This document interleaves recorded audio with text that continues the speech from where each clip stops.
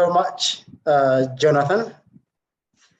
Yeah, it has been quite an interesting journey, and thank you, Tom, for making us relax, jump up and down before the start of this big event. We say thank you very much for that.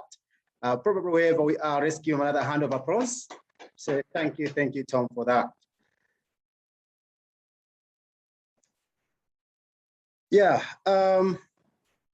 August 28, 1963, Martin Luther King Jr. said, "I have a dream." He lived his dream, was driven by his dream. So did I. I had a dream of saving lives, a dream of healing, treating various diseases, a dream of becoming a medical doctor. I grew up from primary school, secondary school, working so hard, driven by that dream of saving lives. I remember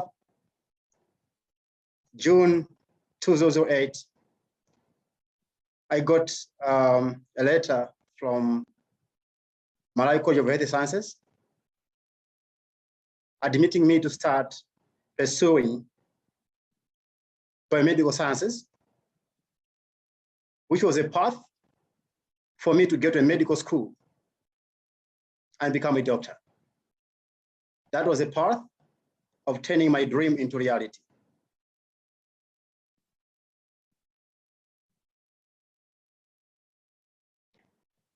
Same month, I got introduced to Solar Aid through Dave Giloli, who was the volunteer. He came to Malawi to set up Solar Aid's operations. He came to us. By that time, I was chairing Ungweru Youth Group. By the way, Ungweru is Tumbuka language. In Malawi, it means light. So, supported by an Irish priest, we set up this youth organization, and I was the chairperson. We are doing lots of projects in the villages. And so Dave Giloli was interested to learn more. Basically, he wanted to explore how are people living in the villages. And he joined us in one of the trips in the village where we were building a school block. And he brought with him a solar light, small solar panel, and a battery pack. As we were constructing the school block, he asked a question: what happens to these kids after going back home? How do they read? The answer was either they use kerosene or they have to read during the day when there is daylight, meaning there's no light at home. It's total darkness. Sometimes they have to burn grass. Sometimes they have to use kerosene or candles. But we're in the village where just accessing candles, you have to walk long distances. Very difficult, adding a cost on top of that. At the same time, kerosene, you have to go to the city center where there is a gas station to find kerosene. People had no access to gas station. Therefore, the obvious lighting mechanism was burning grass or firewood. That means cooking and lighting at the same time. And he said to me, you know what? You can bring light in all these homes by simply making people have access to this simple light. That was a solar light. So I said, okay, let me learn more about this. He explained the details, the impact, how clean it was. And as we were going through the benefits and the impact of a solar light on people's lives, it started getting deep into my heart. And I started asking myself several questions. should I really proceed with this offer and become a doctor, save one life at a time? Well, I also know that there are so many doctors already being trained every year. We've got so many medical schools out there, meaning we're training new doctors every year. But this opportunity of having access to quality light, I've met just one person, Solar Aid from Ireland.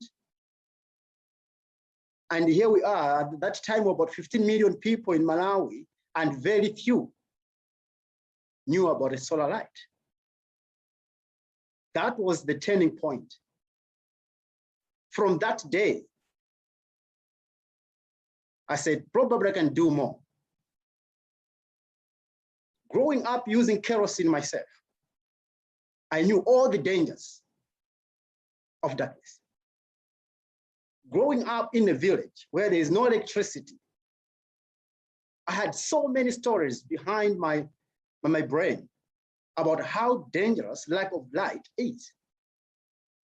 I remember this other day in my village, we lost the life of a grandmother simply because she had no access to quality light. What happened was,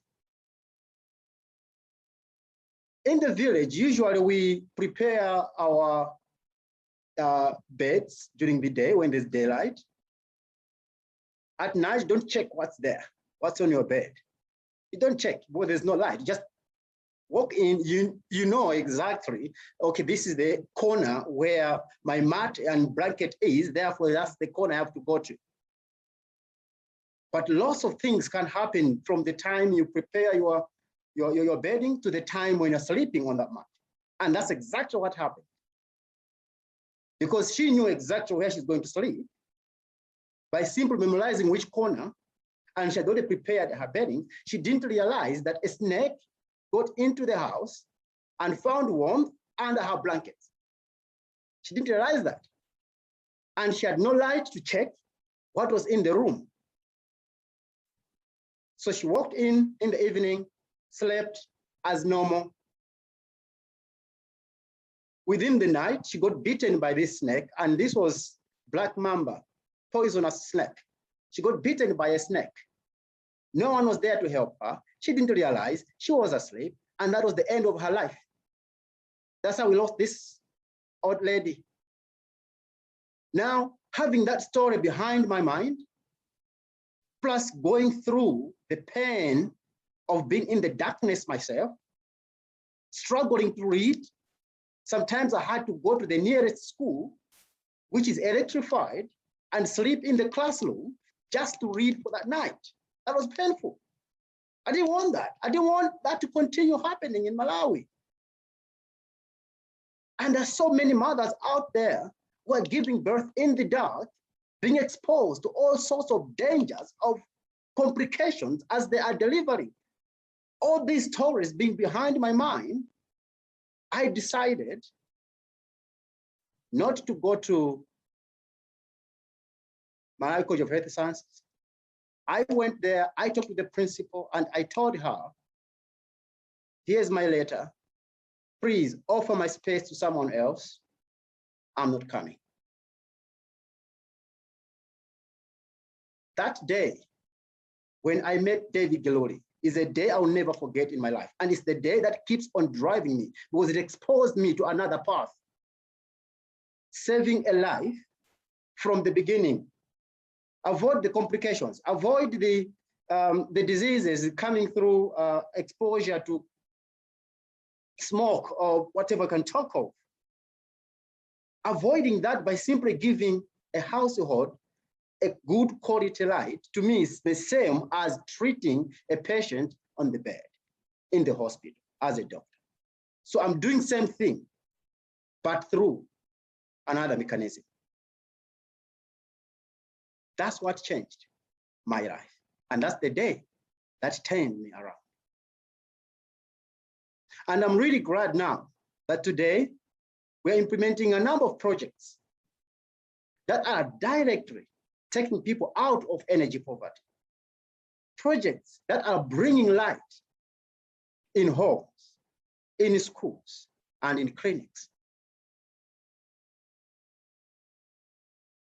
Last month, I've got a good story as well. I think the other one was a bit emotional, losing a life. But last month, I met Margaret Patrick, age 20.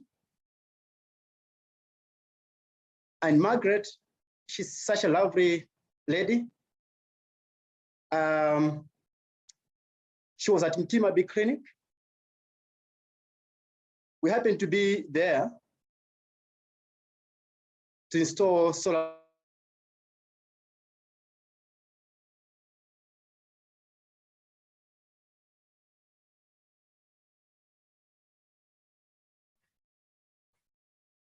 Oh, I think, Brave, we've lost you. So I think the awesome news is through the wonders of science, we've got Brave back with us. So we're just going to invite him in briefly to just finish his story. And Brave, I think you got to the stage where you told us about meeting Margaret.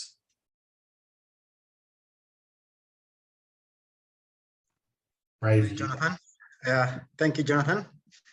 Sorry about that drop off. It's hard, like, you know, this is the life we're living every day, and this is why we need to end this. This is how we need to improve the situation we're living in. Like, just for an example, I did everything preparing for this call, for this event. Spent so many days finding the best hotel we could get to and find stable internet. Still, I'm here. I mean, dropping off in the middle of a very important event. So I'm sorry for that, but that's why we're in this situation anyway. We're doing this today. Yeah, so last month, as we were installing lighting systems in clinics, as Emir Palmer said earlier on, with support from ICG and different partners, that was very important. Mtima B Clinic is just one of the 21 clinics that we reached with solar lighting systems. And we've installed over 69 systems so far. Our target is to get 80 this year. So we're almost there, and we want to do more, of course. And Margaret Patrick was at Mtima B Clinic a day when we arrived, before the installation, that is. She was in the maternity wing waiting for the day. We didn't know that was going to be the night anyway. For us, we found this, we had a good chat with her, and she explained to us about all the problems using a torch and how dark it gets at night. And we decided to stay at the clinic so we could also experience being there. And that night we camped at the clinic. We used the same bed that everyone uses at the clinic. And it was really dark, really, really dark. And there was a mother who was there supporting Margaret with a very small torch, walking up and down from the maternity wing to the kitchen, preparing food, bringing it back to her. And it was really difficult. And at night, we heard people outside our room where we stayed, up and down, going to the maternity wing. And we just thought, like, it's normal. There are people around the hospital. We didn't know that these were midwives being woken up from their homes, that Margaret's time was due that night. So they assisted her. Unfortunately, she gave birth in the dark. We had the systems with us, preparing to get installations in the morning, but that night, Margaret Patrick gave birth in the dark to a very beautiful baby girl, Diana. It was still emotional because in the morning, she complained about what she went through, the process of giving birth. And the midwife also was there telling us that he almost injured himself because there were some kind of a possibility of some complications. So he had to call his friend to help, and he stepped on a needle. Luckily enough, it didn't injure him, but that's what happened. And we asked him if this was one-off activity or something that he had experienced before. He said, I experienced this each time I'm helping a mother to give birth, because I deal with needles and all this stuff all the time, and there's no light. I think a year before that, he actually got injured as he was helping mother. So it's genuinely problem. It's a genuine problem. Yeah, so in the morning when we were having a chat with Margaret Patrick, he explained to us that day we did the installation, and in the evening, she jumped, she danced. The fact that that night,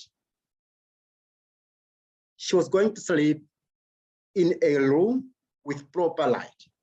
She could see her baby properly and interact with her baby. That was very emotional. And she said to us, my baby will always remind me that she's the last person to be born in the dark. And I hope that this baby will bring light in our lives too, because I've seen it here.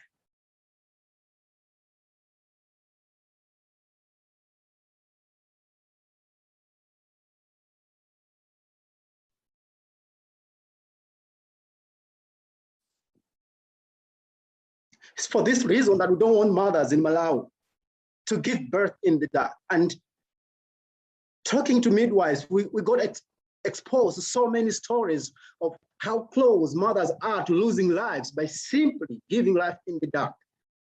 Why? Why Malawi? Why Africa? Why? This is not acceptable. And I tell this to my staff every day, and I remind myself each morning waking up, it is not acceptable. Why? Why should someone be dancing just because she can flick a switch and have light in the room? Why should that be such a precious thing to have? It's important to have light, we know that, but why should they be in this situation? Why? We have to end this. And this is the reason why I still think I still have a dream. I will not stop dreaming until the whole Malawi, every clinic, every school, every home, have got good quality light. I will never stop until this happens. And because of this, that's why I've been working so hard to develop strategic programs that are sustainable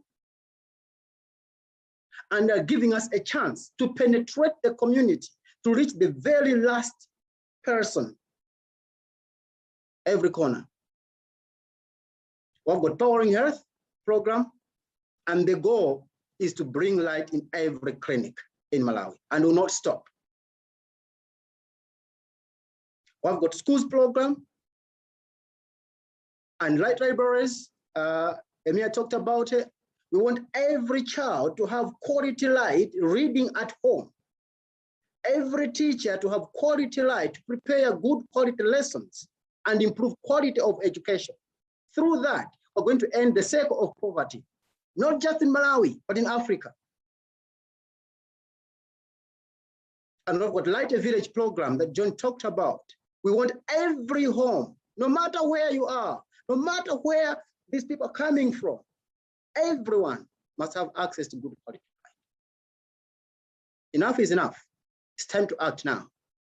And it's for this reason, on behalf of all my fellow Malawians, I've got this opportunity to pass this message to everyone on this event. Join us. Let's end the darkness.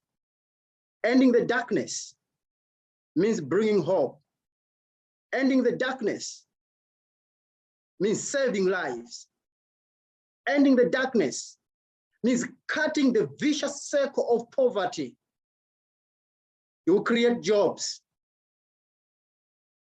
entrepreneurship. People will have enough income to live quality life. As simple as having light to do their business at night, having light to read, having light to save their lives, to know where they're stepping. It's all around the darkness. It's time to stop this. Join us. Thank you.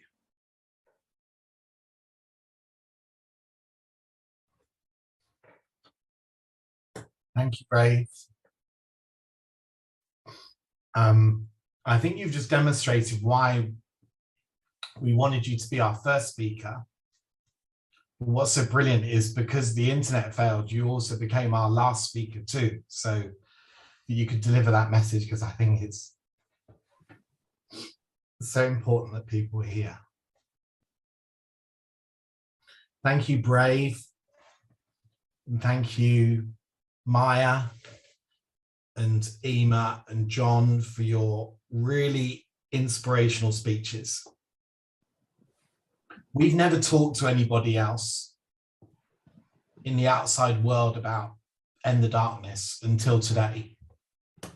We've been planning it for years, but today we take it live. Today, you know, End the Darkness starts today. You're the first people hearing about it. And the solar light changes everything. So what we want you to do, which is what you've been hearing from our speakers here today, is, and also thank you for Tom for starting this whole event so brilliantly too, is we want you to join us to End the Darkness. And what we want you to do is join us to say you'll get involved in some way. And then once you're involved, then we can talk about what that looks like. We want to make sure that no home, no school, no clinic is left in the dark. So how you can join End the Darkness campaign